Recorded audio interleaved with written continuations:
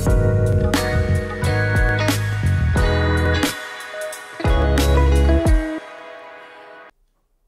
keluarga keren dimanapun Anda berada, senang sekali kembali bisa menyapa Anda di program acara Bincang Relasi Rencana Keluarga Asik.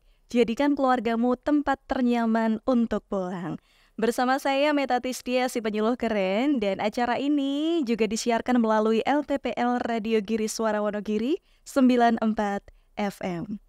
Dan Bapak Ibu semuanya, hari ini saya akan mengajak Anda semua untuk membahas satu tema, yaitu Aware is the Key, cegah pelecehan seksual dari diri sendiri. Tentunya bersama dengan narasumber yang sudah hadir saat ini di studio, ada dua narasumber kita. Yang pertama ada dari tenaga pendidik, beliau merupakan Ketua MGBK Kabupaten Wonogiri, Bapak Sumarno SPD MESY. Selamat siang Pak Sumarno. Iya, selamat siang Mbak Meta. Bagaimana kabar hari ini Bapak? Alhamdulillah sehat lahir batin. Sehat lahir batin ya, karena biasanya jiwanya itu terkadang sekarang harus waras ya. Harus warasnya.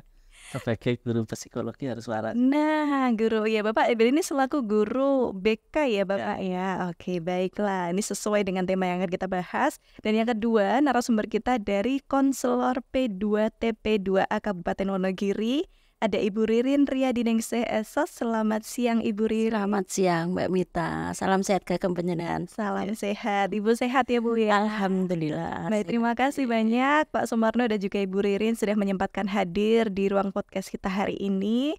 Tentunya kita akan membahas seputar tema yang membuat kita memang harus waspada gitu ya. Ini bukan hal yang biasa. Pelecehan seksual bukan hal yang sempat-masnya dianggap remeh oleh kita, karena ini sudah beberapa kali ini menjadi marak di media sosial, menjadi viral, begitu disorot di mana-mana. Itu perlu percepatan untuk kita menangani kasus ini begitu. Nah, kekerasan seksual yang terjadi di masyarakat ini seperti apa, bagaimana pencegahannya, bagaimana kita membangun kesadarannya, kita akan bahas di Bincang Relasi Rencana Keluarga Asik edisi hari ini. Baiklah, mungkin yang pertama saya ke Ibu Ririn dulu ya. Ini tadi kan Bu Ririn selaku konselor P2TP2A, ini panjang sekali, ini apa sih Bu Ririn ini? Iya Mbak Mita, terkait dengan mungkin semua masyarakat belum memahami apa sih sebenarnya P2TP2A, kan seperti itu. Walaupun sebenarnya P2TP2A Pusat Layanan Terpadu Pemberdayaan Perempuan dan Anak, di mana lembaga ini dibentuk oleh Kementerian PPPA, hampir 13 tahun itu sudah ada di seluruh Indonesia, dan ini merupakan suatu kegiatan pelaksanaan perlindungan, baik itu pendampingan bagi korban perempuan dan anak korban kekerasan, juga di mana P2TP2A melakukan pencegahan. Seperti itu Mbak Mita. Oke, nah ini mungkin ada yang belum paham, sekarang jadi tercerahkan begitu ya, ada pendampingan bagi ibu perempuan dan anak begitu ya Bu Ririn ya. Baik, yang ingin pertama ditanyakan nih terkait dengan permasalahan yang sedang terjadi. Sebenarnya Bu Ririn, isu permasalahan apa sih Bu yang terjadi, sedang yang perlu kita tangani di kalangan anak-anak sekarang ini? Iya. Sebelumnya memang kalau kita bicara masalah kekerasan memang ini dari tahun ke tahun bagaikan fenomena gunung es tentunya seperti itu, dan banyak keprihatinan bagi kita bahwa sebenarnya kalau kita memahami kondisi anak-anak kita saat ini tidak baik-baik saja. Kalau saya boleh matur, inilah kondisi anak kita mengkhawatirkan. Kondisi anak dimanapun, kapanpun itu tidak baik-baik saja, kan seperti itu. Beberapa isu yang saat ini marak di lingkungan masyarakat kita, tentunya yang pertama memang masih dari tahun ke tahun tentunya maraknya angka kekerasan seksual yang korbannya anak-anak di bawah umur.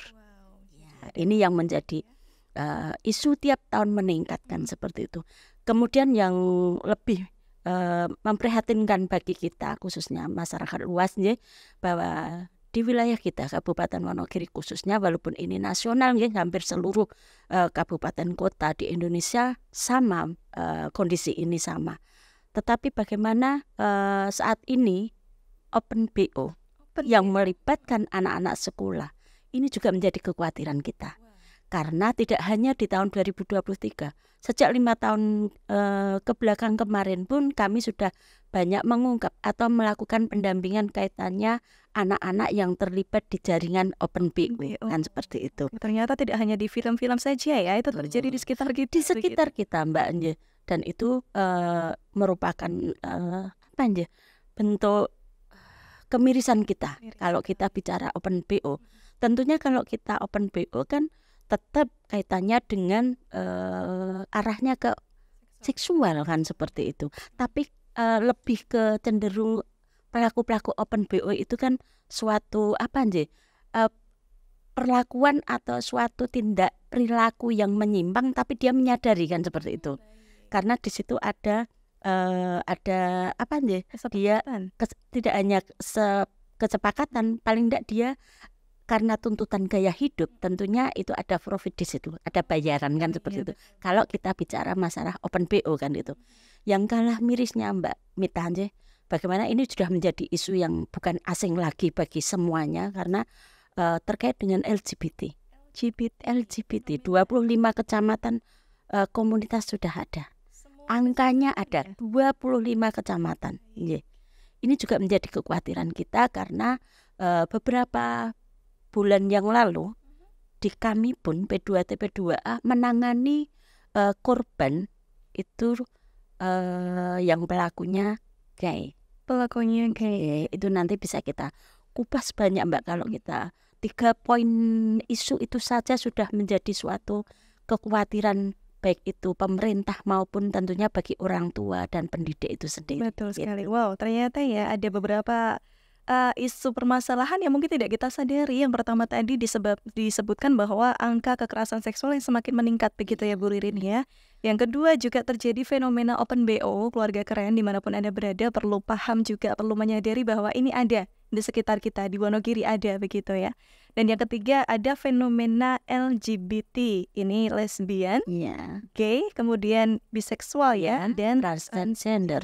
Baik, kalau orang-orang sekarang menyebutnya fenomena pelangi ya Bu Ririn ya, betul ya ternyata. Nah itu apapun bentuk LGBT komunitas ada. Kemudian aplikasi tersedia. Aplikasinya sudah ada. Damping ada.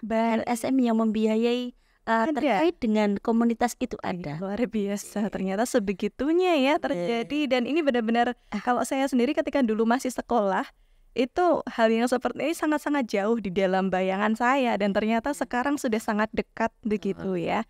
Oke, baiklah, saya ke Pak Sumarno dulu nih Pak. Gimana nih Pak tanggapannya dengan penjelasan dari isu permasalahan yang terjadi? Ini kan juga menyasar ke kalangan anak-anak sekolah seperti itu. Tanggapannya gimana nih Pak? Iya betul Mbak Mita.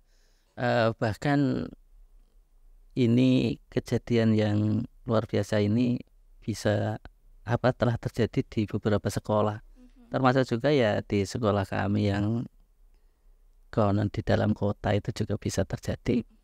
Nah, untuk mengatasi langkah-langkah yang terjadi ini, kalau kami dari selaku guru BK itu sudah mengambil langkah-langkah secara preventif maupun kuratif untuk mencegah agar kejadian pelecehan seksual ini tidak meluas.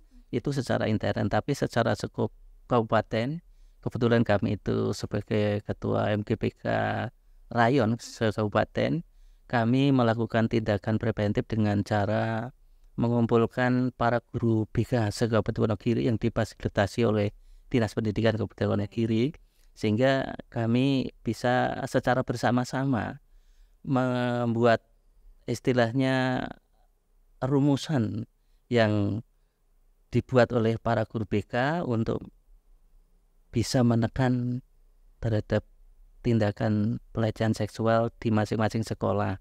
Dan ternyata dengan rumusan yang dilakukan oleh Dinas Pendidikan melalui guru BK ini sangat efektif, bisa langsung dilakukan oleh guru BK di masing-masing sekolahan. Karena dengan tindakan ini kan otomatis dari kejadian-kejadian yang terjadi itu kan otomatis kan bisa mengantisipasi lebih dini. Betul. Kemudian di samping itu dari Dinas Pendidikan yang juga belum lama ini memfasilitasi untuk sekolah-sekolah terutama itu guru BK dan warga kesiswaan itu untuk membentuk tim pencegahan dan penanggulangan kekerasan seksual di sekolah. Oh, baik. Dan itu melibatkan beberapa guru, terutama guru BK, kemudian kesiswaan dan jajaran ke bawahnya, di mana tim ini juga diharapkan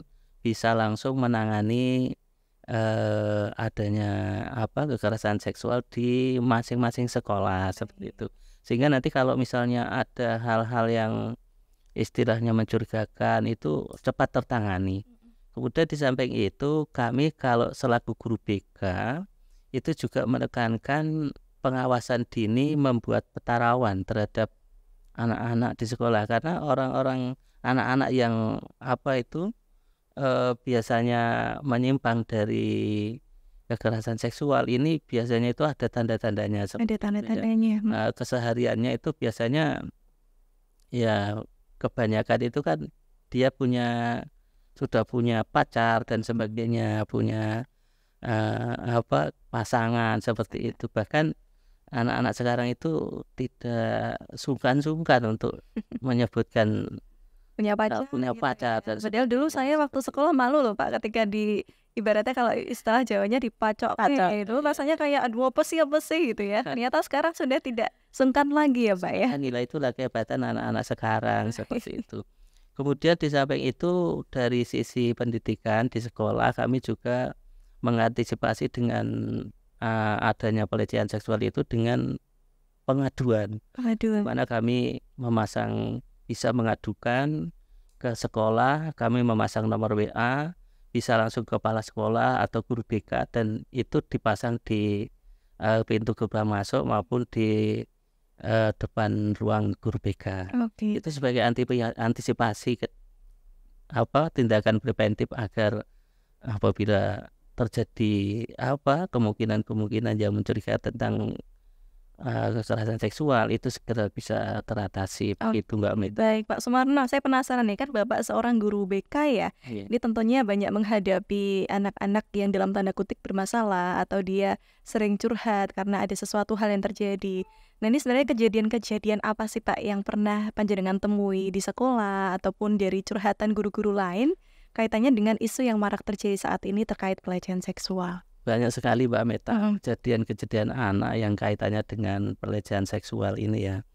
Awalnya kalau kami contohkan yang pernah dialami di sekolah kami maupun di sekolah rekan-rekan guru BK yang lain, karena kami selalu komunikasi setiap bulannya dengan para pengurus MGPK. Itu diantaranya adalah anak sekarang itu kan sudah suka yang namanya lawan jenis ya. Memang secara perkembangan psikologis yang namanya remaja itu sudah mulai suka lawan jenis. Kalau masih sebatas suka lawan jenis itu pun normal ya.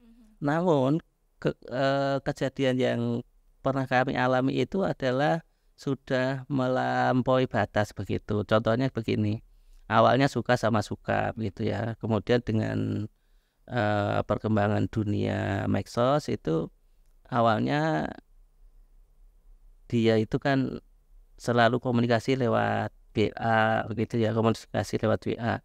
Bahkan komunikasi lewat WA itu kalau saya lihat cek HP-nya itu sangat intens sekali. Setiap hari 24 jam itu hampir tidak ada jedanya gitu komunikasinya.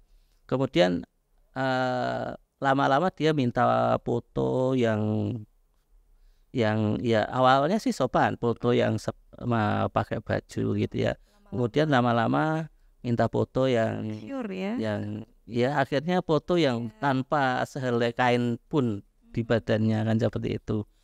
Tujuannya saya nggak tahu, tapi yang jelas itu bagi pihak laki-lakinya itu adalah sangat menguntungkan dirinya.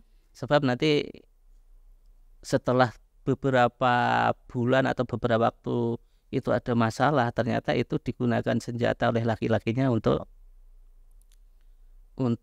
kan gitu ya. Ya, sebagai senjata laki-lakinya. Jadi senjata ya. Kalau kamu tak sebarkan loh gitu. Bisa juga sebagai senjata untuk tidak hanya urusan itu tadi, itu urusan cinta saja, tapi juga bisa ada yang pola tadi untuk apa itu pemalaan seperti. Pemalaan. Jadi nanti kalau tidak ngirim uang sekian, nanti Ini ini bisa. foto saya sebarkan. Oh, baik. Ya, ada juga yang seperti itu. Tapi kebanyakan itu dilakukan dalam hal suka sama suka, terus mengalami permasalahan, kemudian supaya tidak putus itu digunakan untuk senjata. Nah, dari sisi itu kan sudah melakukan pelanggaran karena sudah mengirim gambar yang syur yang tanpa busana seleb pun.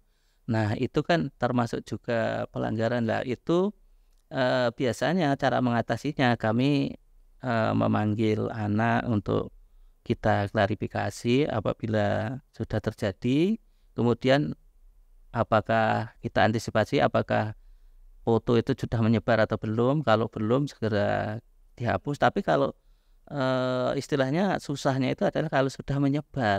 Betul. Kalau sudah menyebar, mungkin sudah disebarkan ke satu orang, itu bisa berlanjut kemana-mana.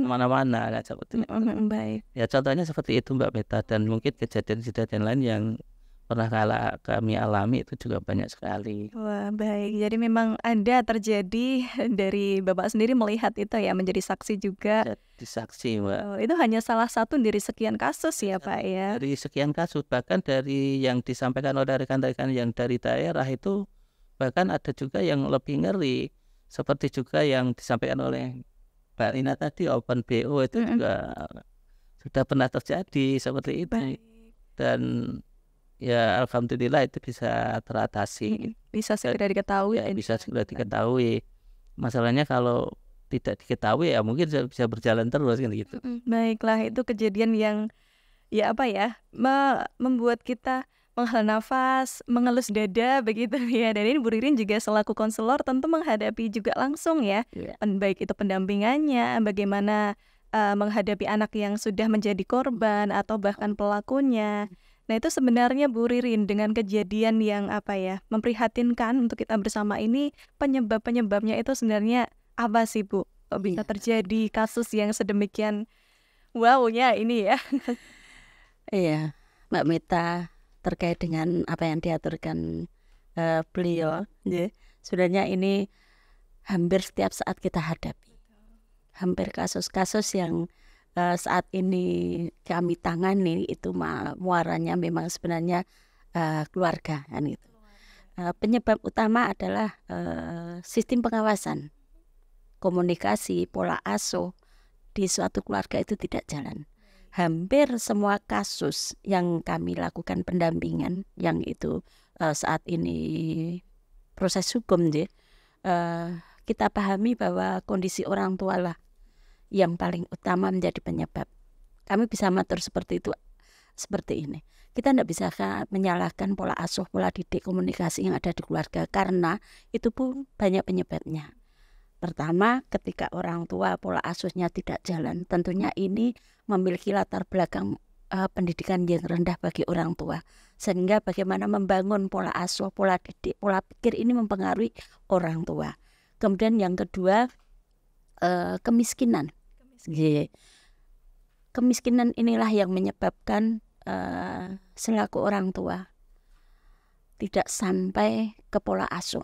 Artinya bagaimana dia bisa memenuhi kebutuhan keluarga, kebutuhan anak, sehingga pengawasan, kemudian komunikasi yang harus sebenarnya dibangun antara orang tua dan anak itu harusnya jalan, itu tidak dilakukan karena kemiskinan kan seperti itu.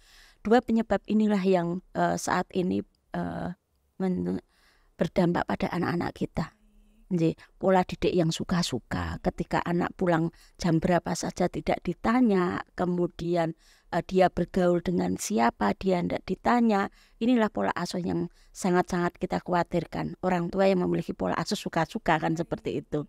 Bahkan kasus-kasus saat ini pun orang tua beranggapan ketika kasus itu sudah kita yang bukan orang tua saja sudah berkhawatir kan gitu, sudah sangat miris akan korban-korban seperti itu. Bahkan tidak banyak orang tua yang berpendapat bahwa ini kasus biasa-biasa saja. Kasus yang kebanyakan anak-anak sekarang bergaulannya seperti itu. Jadi dianggap itu biasa saja kan itu. pergaulan-pergaulan anak sekarang kan itu beberapa orang tua beranggapan seperti itu. Namanya juga anak-anak gitu. Iya, kan hanya seperti itu. Inilah yang menjadi kekuatan dan bahkan Mbak Mita yang menjadi keprihatinan juga tidak semua masyarakat, elemen masyarakat memahami terkait dengan permasalahan yang kami sampaikan tadi. Baik itu, mohon maaf, aparat pemerintah, aparat desa, lingkungan itu tidak memahami. Sehingga ketika ada permasalahan kasus khususnya kasus kekerasan seksual atau adanya penyimpangan perilaku yang ada di lingkungan, tidak semua masyarakat itu memahami ataupun rasa sensitivitasnya tidak ada. Sehingga unsur ya wis itu permasalahanmu kan seperti itu. Padahal kalau kita memahami arti perlindungan, siapa yang berperan di situ? Perlindungan menjadi tanggung jawab semua. Tidak hanya keluarga, tidak hanya satuan pendidikan, tetapi bagaimana peran masyarakat, lingkungan itu juga dibutuhkan sekali. Artinya memang kalau kami secara preventif ada di desa atau melibatkan semua komponen, inilah saatnya bagaimana kita meningkatkan rasa sensitivitas. Bahkan, mohon maaf, dunia pendidikan pun rasa sensitivitasnya itu masih kurang. Contoh kecil ketika saat ini ada kasus yang kemarin viral, anak SMP melahirkan. Itu kemudian ternyata kakak beradik menjadi korban satu rumah kan seperti itu. Ketika kita melihat bentuk fisik sebagai seorang perempuan atau ibu, itu harusnya paham. Ketika anak mengalami kehamilan di usia 8 bulan, cara fisik berbeda. Iya, Tapi pasti ada mengapa perubahan ya. ketika anak itu masuk sekolah kemudian diantarkan kembali ke rumah dengan alasan anak ini mengalami sakit asam lambung naik. Padahal beliau mengantarkan sampai di rumah. Inilah yang kemarin kami diskusi dengan beliau. Tingkatkan rasa sensitivitas, jangan hanya program belajarnya, program dia mengampu apa harus terselesaikan. Saya juga tidak mau itu beratnya sekarang pengajar itu tuntutan administrasi kan itu. Tapi di sisi lain ya saatnya karena pola-pola anak-anak sekarang seperti itu mau tidak mau kita harus berperan sebagai orang tua di sekolah. Ya itu saja sebenarnya sederhana. Sensitivitas harus kita tingkatkan. Oke, baik. Nah, jadi memang kalau Bu Ririn tadi menjelaskan bahwa muara yang pertama kalau ditarik ada dua hal ya Bu ya, dari keluarga begitu. Jadi memang begitu pentingnya bagaimana ketika seseorang itu menikah, dia itu fokusnya adalah membangun keluarga yang baik, membangun keluarga yang memang siap gitu ya, Betul, secara mental, secara agama, secara fisik. Jadi nggak hanya karena aku cinta kok aku jatuh cinta gitu ya. Kalau tadi Pak Marno juga cerita suka sama suka, itu tidak cukup untuk membangun sebuah keluarga gitu ya Pak ya. Kalau cuma cinta nanti mau makan apa gitu ya. Kemudian yang kedua ditarik lagi, banyak orang yang mengatakan bahwa akar dari segala permasalahan itu karena uang ya. Karena adanya kemiskinan yang terjadi, kemudian tidak sanggup untuk menjalankan fungsi dari keluarga, lalu terjadilah hal-hal yang sangat-sangat memprihatinkan kita semua. Dan ini jadi masalah yang kompleks ya Bu ya. Tenaga pendidikan juga kena ya Pak ya. Kemarin berita viral seakan-akan kok yang salah adalah guru-guru seperti itu. Pasti Pak Marno juga merasakan, aduh guru nih kena ya gitu. Makanya Tidak langsung memang begitu. tugasnya jadi makin banyak, tuntutan tupoksi yang banyak, ditambah kasus yang seperti ini. Karena kalau saya menggambarkan gini Mbak, alokasi waktu itu kalau menggambarkan 24 jam itu kalau saya berpikir gini, 8 jam di sekolah. Siapa sih yang berhak melakukan perlindungan anak di sekolah? Tentunya ya beliau yang ada di sekolah. Kemudian 8 jam di rumah. Inilah waktunya peran keluarga, peran orang tua itu harus dilakukan kan gitu. Kemudian 8 jam lain-lain inilah yang menjadi kekhawatiran kita semua kan gitu. Apa ini ya 8 jam? Iya, karena bisa saja kita gambarkan 8 jam lain-lain itu anak asik dengan bermain HP kan itu. Kembali lagi ketika itu ada di rumah, harusnya kan peran keluarga. Karena apa? Kadangkala anak-anak kita itu tidak bisa kita selaku orang tua itu masuk ke HP. Betul. Artinya anak ini sudah menguasai apa yang dia miliki. Lebih pintar bahkan ya Bu ya. Betul, di password. Kemudian walaupun tidak di password pun kita megang selaku orang tua juga tidak bisa. terbatas karena hampir 24 jam itu anak itu pegang HP kan, itu artinya seperti itu. Kemudian juga sekarang ada batasan ya Pak ya. Kita tidak bisa rahasia anak sewaktu-waktu. Bisanya kita melakukan, kita 1 hari sebelum kita mengumumkan ke anak-anak, besok ada rahasia HP anak-anak kan. Juga dibatasi tidak boleh membawa HP itu kalau karena sekarang itu kan dibatasi dalam arti untuk ya istilahnya agar pendidikan itu bisa fokus seperti itu. Boleh membawa HP tapi dititipkan di luar sekolah. Kalau saya sepakat sih Pak. Misalnya nanti setelah selesai sekolah baru bisa. Kalau memang untuk komunikasi silahkan itu. Jadi dititipkan dulu. Komunikasi kalau anak waktu di sekolah kan juga terbatas Pak. Tidak sewaktu-waktu, orang tua itu kan juga sekarang paham oh jam berapa istirahat anak saya kan. Dan gitu kalau hal tidak terpenting saya pikir kan tidak sewaktu-waktu komunikasi dengan anak di jam belajar kan ya. Bahkan itu juga sering saya tekankan pada waktu kami melakukan pemanggilan orang tua ataupun home visit, bahwa peran orang tua itu sangat penting karena apa? Kalau di sekolah tadi dikatakan Mbak Riri memang betul hanya 8 jam. Kemudian selebihnya itu adalah dengan keluarga.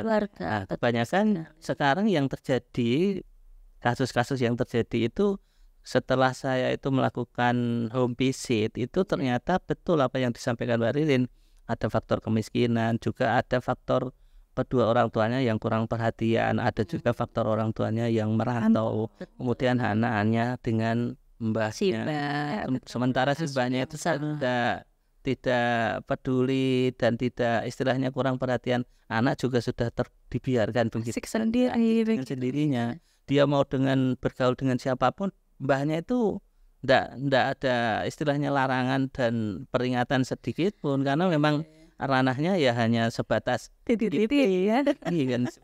Dan mbah kadang dia selain itu turun betul. Biasanya kan beliau juga nyen saya pun karena piyai sepuh kan ndak tahu perilakunya, perkembangan anak-anak sekarang di luar bagaimana. Dan di era gadget juga orangnya sudah sepuh mau ngikuti anak yang bermain gadget, mau melihat konten-kontennya pun juga tidak bisa.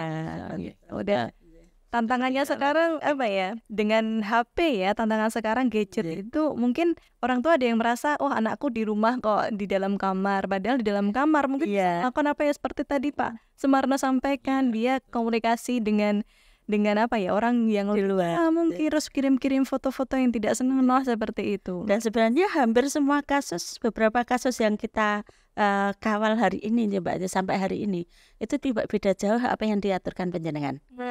Artinya anak-anak itu mengenal dunia maya, media sosial itu luar biasa. Hampir anak-anak usia SD pun itu semuanya sekarang sudah media sosialnya sudah luar biasa. Banyak kasus yang memang awalnya dia mengenal lewat media sosial kan itu. Contoh kecil, ketika saya menangani suatu kasus waktu itu anak itu kelas 6 SD. Dia mengenal lewat media Facebook.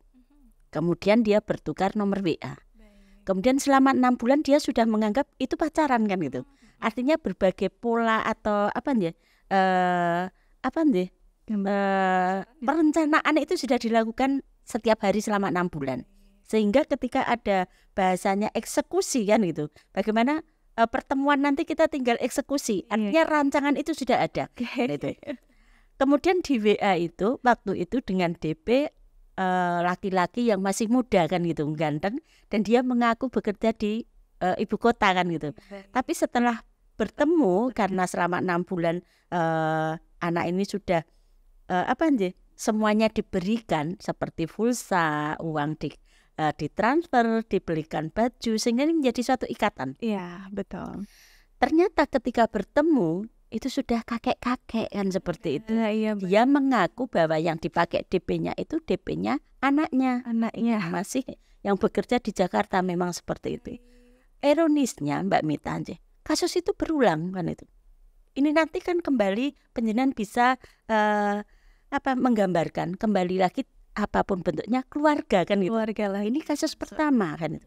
Kemudian kasus kedua di masuk ajaran baru SMP kelas 1. Anak itu berkasus kembali. Dia mengenal lewat IG kan gitu. Dia mengaku rumahnya sudah luar kota kalau itu jauh. Kalau yang saya ceritakan masih satu wilayah di Kabupaten Wonogiri. Itu sudah wilayah lain yang dia kenal.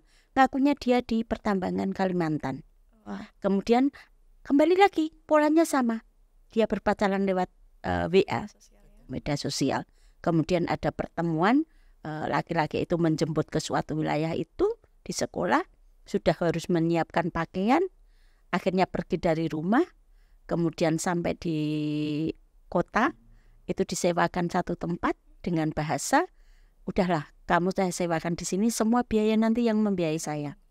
Kemudian 2 minggu dari itu sudah menjadi korban kekerasan seksual karena sudah setiap malam dengan pasangan itu. Setelah 2 minggu dengan alasan cutinya habis, kembali ke Kalimantan, dia diberi kartu ATM. Nanti kamu dari Kalimantan saya transfer untuk biaya hidup sehari-hari, kamu tidak usah pulang. Ini anak lah baru masuk SMP kelas 1 kan gitu. Ternyata 2 minggu berlalu, anak itu kan mulai kehabisan uang. ATM-nya kosong kan gitu. Kemudian laki-laki ini rumahnya mana juga sudah tidak paham, tidak jelas. Kembali lagi kan seperti itu. Baik. Kasus berulang banyak sekali. Banyak sekali kasus yang di luar dugaan kita. Artinya bagaimana keluarga ini untuk pembelajaran yang SD harusnya kan sudah menjadi pembelajaran yang luar biasa bagi keluarga. Tapi mengapa sampai ada kasus berulang? Artinya kelalaian orang tua lah ini yang menjadi permasalahan saat ini. Oke, baik Bu Ririn dan Pak Sumarno. Baiklah, kita akan bahas lebih dalam lagi, tetapi kita akan break terlebih dahulu. Keluarga keren dimanapun Anda berada, kita akan lanjut lagi untuk membahas satu tema, Aware is the key, cegah pelecehan seksual dari diri sendiri. Kita akan break terlebih dahulu, tetap bersama kami di Bincang Relasi Rencana Keluarga Asik.